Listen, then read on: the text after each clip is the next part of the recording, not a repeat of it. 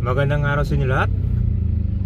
Nandito tayo ngayon sa may Taytay Diversion Road, Kabayan, no? Ayan, so mag-update tayo ngayon ng Taytay dito sa may Rizal. Okay? So yung mga taga dito guys, shoutout sa inyo. So ito pala yung Taytay na papunta dun sa Cardona, papuntang Binangonan. Ito yung way, no? Pag sa Antipolo naman, sa kabilang side yun. Ngayon yung pupuntahan natin ay yung Taytay Tiangge. Yan. So ito yung pinaka mura na bilihan ng mga garments na check natin yung mga presyo doon. Yan. So sama lang kayo guys, no? Nandun sa may gitnang area yan eh. Ito kasi galing tayo sa Ortigas Avenue, no? At ito yung oras natin ngayon ay 1 PM na ng hapon. Tirik na tirik yung araw. Malapit na yung summer dito sa Metro Manila. Yan. So Angono, Binangonan, Cardona, dito yung daan. At papunta sa Tanay Rizal dito rin, no? Dito kasi medyo traffic lang.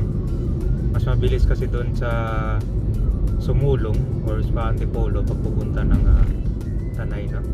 Yan. Dito kasi maraming mga jeep na pang public mga dumadaan.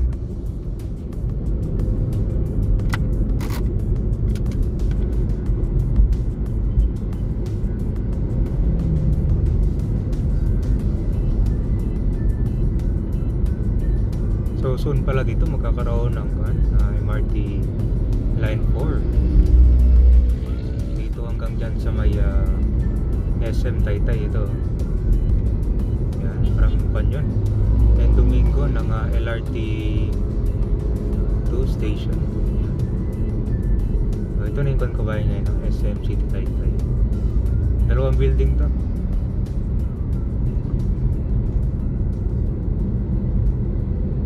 Silang footbridge dito para mga tawid sa kabila.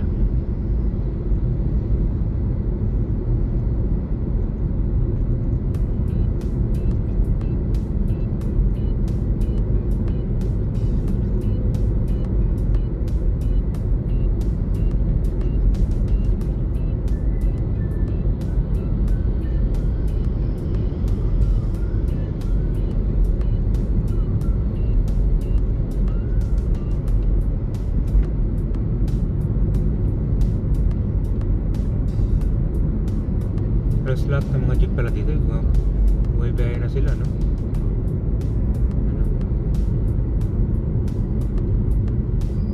Ito yung pinaka-center ng Taytay, Kabayan, no? Yan. So pag pupunta kayo ng Mangan Floodway or C6 dito sa may bandang right side nito. So dito tayo ngayon magra-right kasi nandito yung Taytay Tiangge, malapit.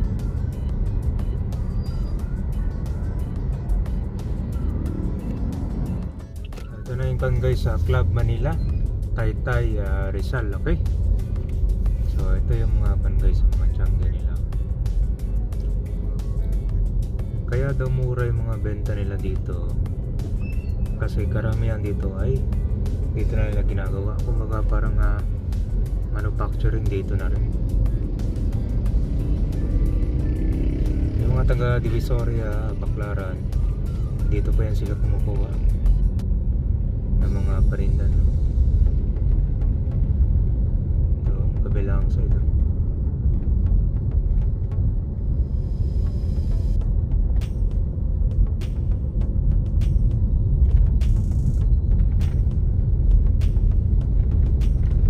So ito yung entrance sila, Kabayan, dito.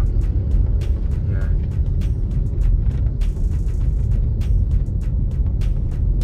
Yung parking pala nila dito, sa right side na to. Dito tayo magpa-parking. No, pay parking. Sa loob na tayo ng Taytay Changi Market na. Check natin yung price dito.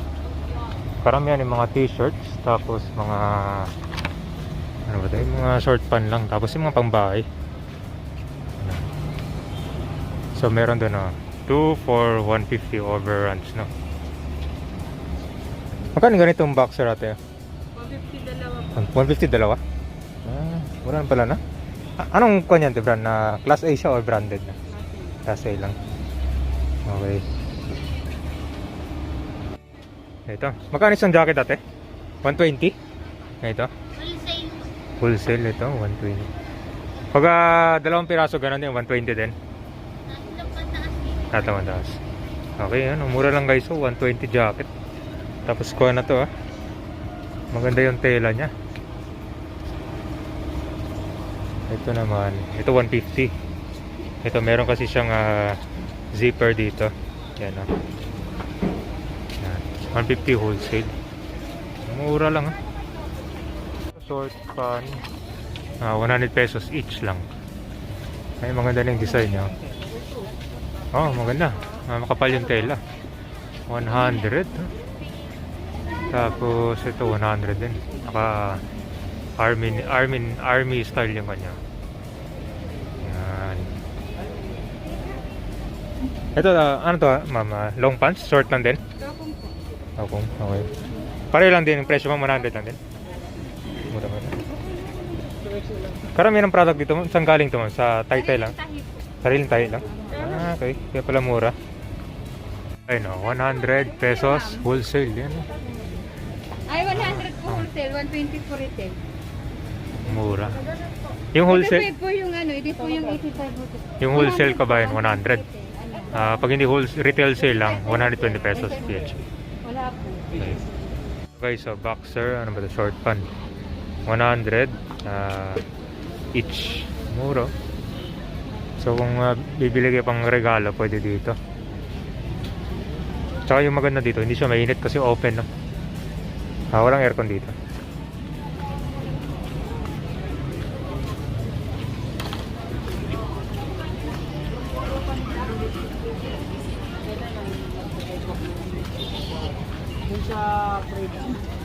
Ang bag ka ba yun, no? Magkano isang ganito, mama? 200 po, pag dalawa 350. Okay, so 200 isa pag dalawa, 350. Mas mura. Dalawa. So kahit anong design niya guys, maganda yung design niya. Parang original siyang titignan.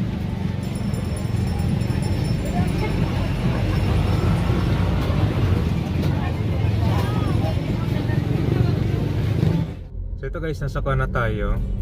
Papunta ng East Bank Road, no? I-update natin yung overall situation na malapit sa may Manggahan Floodway. Okay, so nandito naman tayo sa Don Hilario Cruz Street. Okay, so, ito din yung way papupunta kayo ng C6 at sa Manggahan Floodway doon sa Pasig City, no? Yan.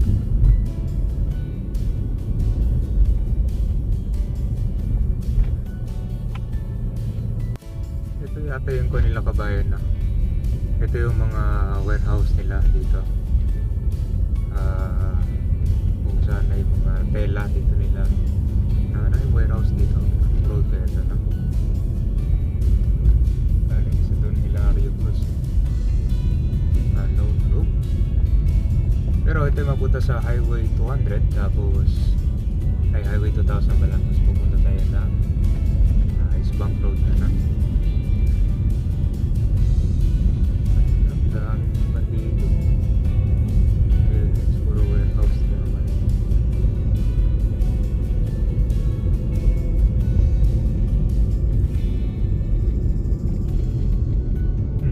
Madamit dito.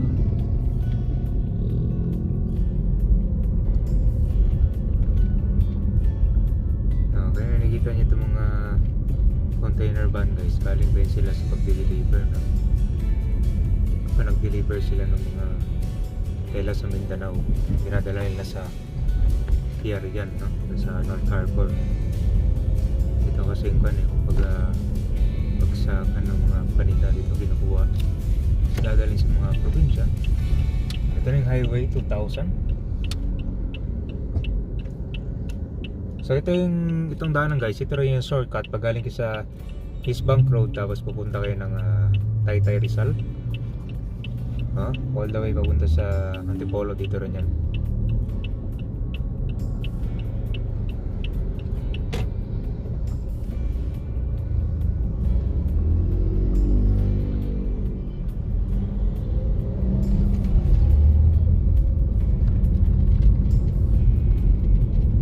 So pag dinerecho nito kabayan, mapunta na to ng Pasig City, ano?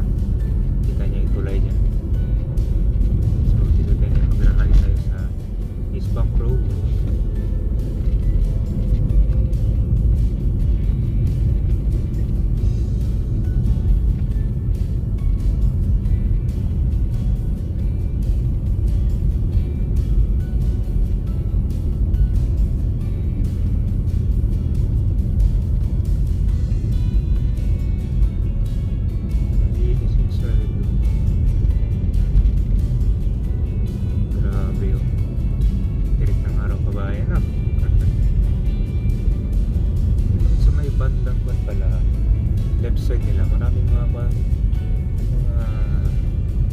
Motor accessories at saka bike.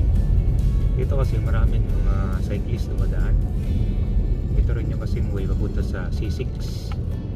Yan pa nag left tayo dyan, C6 na yan, no? Or yung Laguna Lake highway ngayon, no? Yan. Favorite ka naman pasyalan ng mga bike.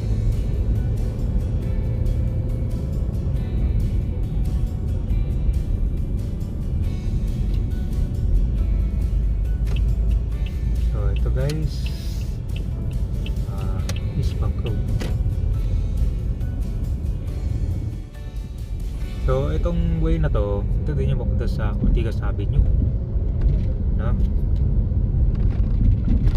Dire-diretso lang yan. Matadaan natin yung Mangaan Floodway.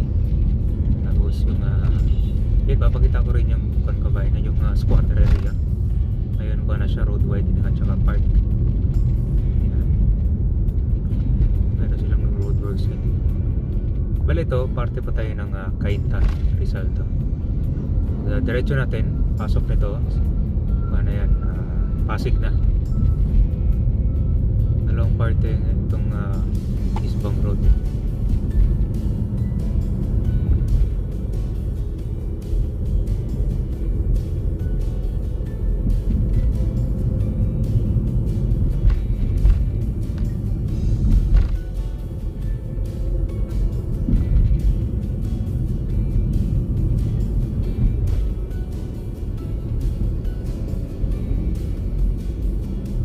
Maliit tindahan, di ba? 4 lanes. So kung mayroong mag-illegal parking dito, wala kung pwede sila mag-parking dito. Wala naman yata nanguhuli ng kwan dito, mga enforcer. Ito, Casimiro Boulevard.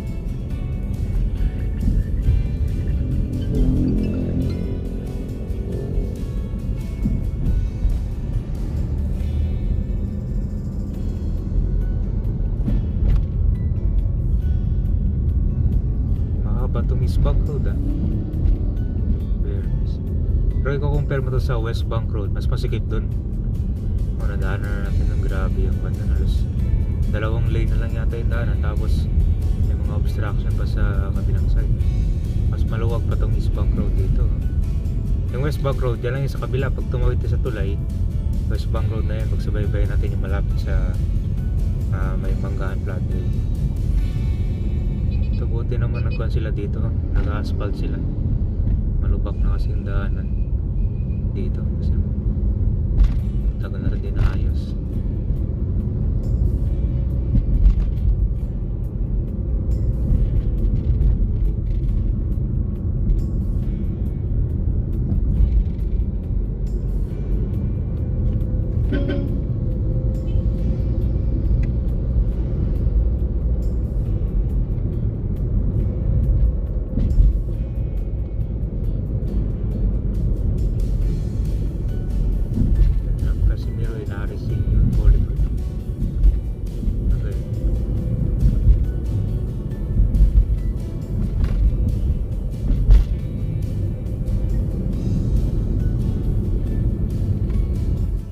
na guys, Pasig City na tayo.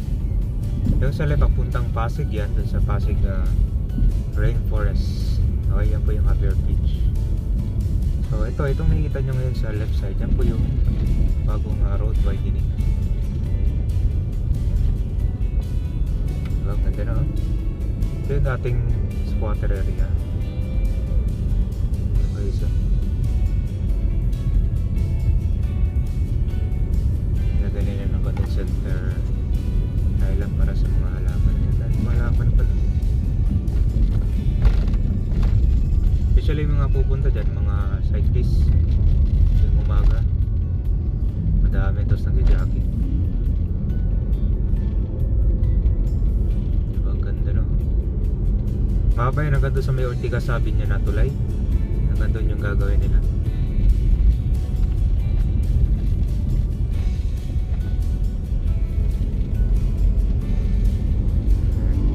So ngayon tuloy-tuloy pa rin yung sa may mga cranes yan, gagawan pa rin na ng kanyang road.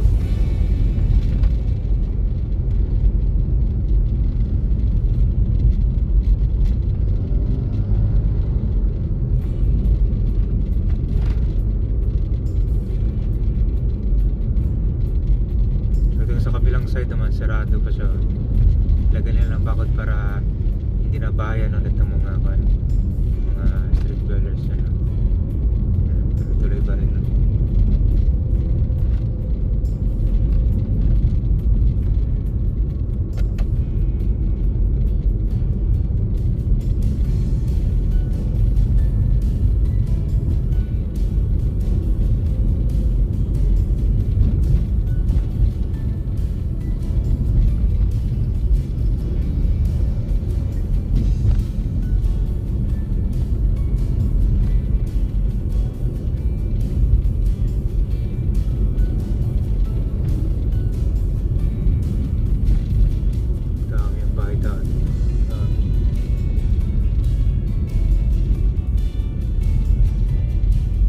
Hopefully sana pagkatapos dito yung sa West Bank Road naman yung gawa ng road widening.